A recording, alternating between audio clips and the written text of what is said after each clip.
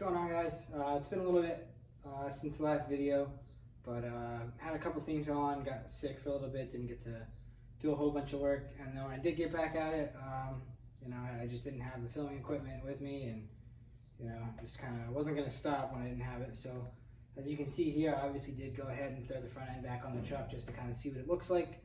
I also fully rebuilt the motor, all the new gaskets, put in the injectors, all that fun stuff.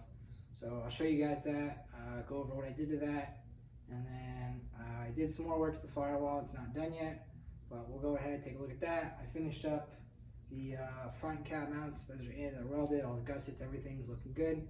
So I'll go ahead and show you guys that as well, and pretty much just get you guys caught up on where we're at now in the build, and then we'll just go from there.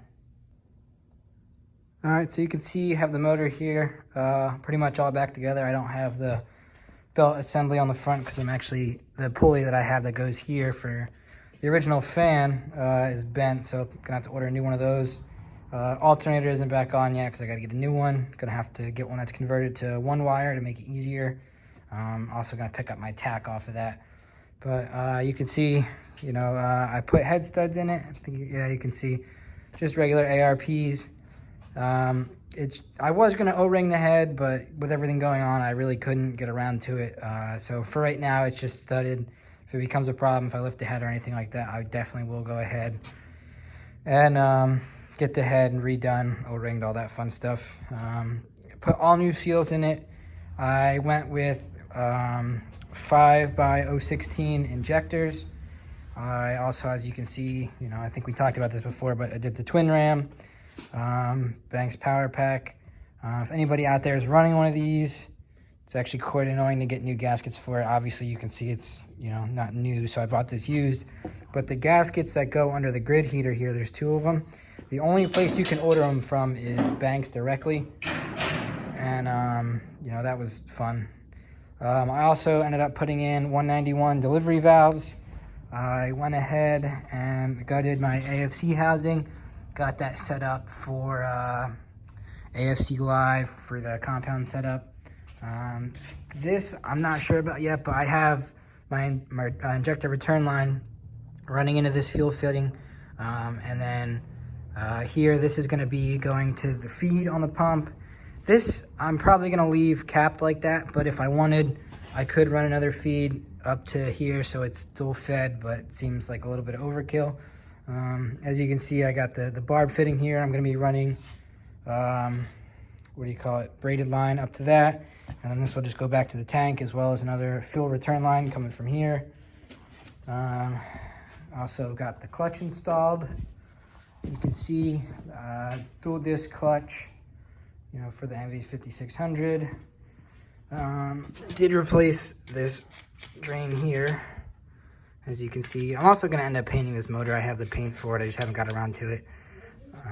Also going to have to put in a bung here for the compound turbo setup. I have the bung. I just got to go ahead and get that in. When I pick the motor up with the cherry picker, I'll pull up an oil pan and get that all set up. As you can see, I just sandblasted these and cleaned them up and put those back on. But I think that's it for the motor. Took me a while, honestly. Oh, I also set the timing. You can see here, this wheel. I did 4K gov springs as well, 60-pound valve springs, so that I'll be able to rev up to 4K and, not float a valve. I set the timing to 20 degrees for now. Like I said, if I do end up O-ringing the head, I'll probably bump that a little bit, but for now, 20 seems like a good starting point. But that's going to be a basic overview for the motor. Next, we'll go ahead and show you guys what's going on with the cab. Alright, one other thing I forgot to mention is I did go ahead and get this frame boxing kit from Rob Bong Me Fab. So we're going to be going ahead and putting that in. Don't want to risk tweaking the the frame, cracking, anything like that. Let's see. Got some other parts in here. Glove box.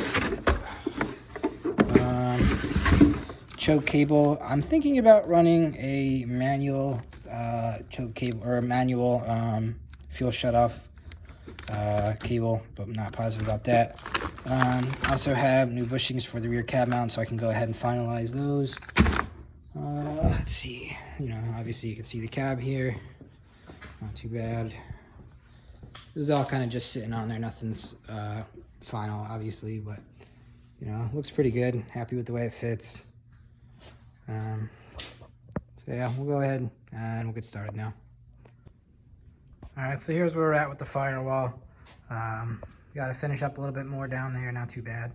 You can kind of see the front motor mount or cab mounts down there. I don't know if I can zoom in. Got that welded in. I'm gonna grind it down still. Same thing over there. So those are looking much better than they were. One other thing to note is, aside from all these freaking gasket boxes, I did go ahead and mount the manual pedal setup. I have the hydros sitting right over there, so I got to put those in, but this is in here now. I am gonna have to move this, and you can kind of tell here, they look like they're sitting up pretty high. You do sit pretty high with the seat in here, but I still have the automatic pedal assembly, so what I'm gonna do is cut these and then bring them down to where I want them, so it shouldn't be a problem. Not a big deal. This one, this pedal actually sits in a different spot than the way the automatic pedal setup did. I don't know if you can see, but it basically sits right in front of where the steering column is going to come through.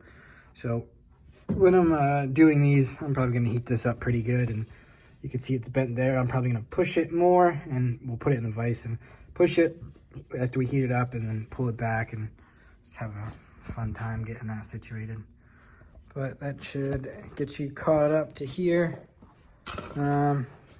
Not gonna film me welding up the Firewall, just not feeling it right now, but I'll catch back up with you guys after I do have it welded in.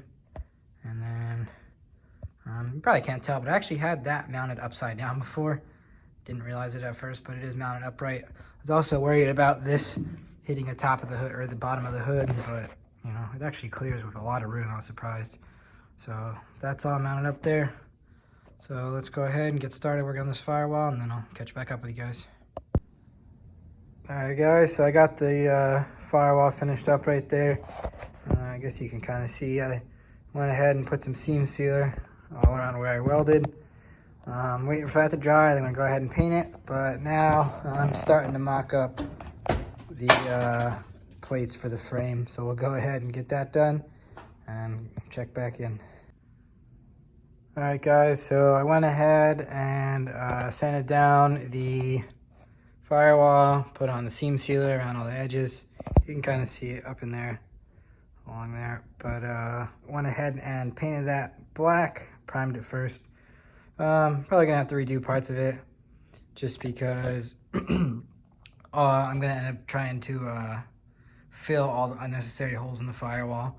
So I'll just sand down those spots, and I got plenty of paint to finish it up, but I think it looks pretty good. I got these motor mount plates back in. I painted the inside of the frame up front. I'm starting to work my way back, and I coated these as well. So starting to prep that. Ran out of time for today. Obviously made quite a mess in doing this. But yeah, like I said, I ran out of time for today, so that's gonna be it for this episode. Probably gonna pick it back up tomorrow. And now that I have the Firewall done, I'm pretty happy with the way it's looking. I'm gonna go ahead and get this frame boxed so that we can get the motor back in. So like I said, that's it for this episode. We'll catch you guys tomorrow.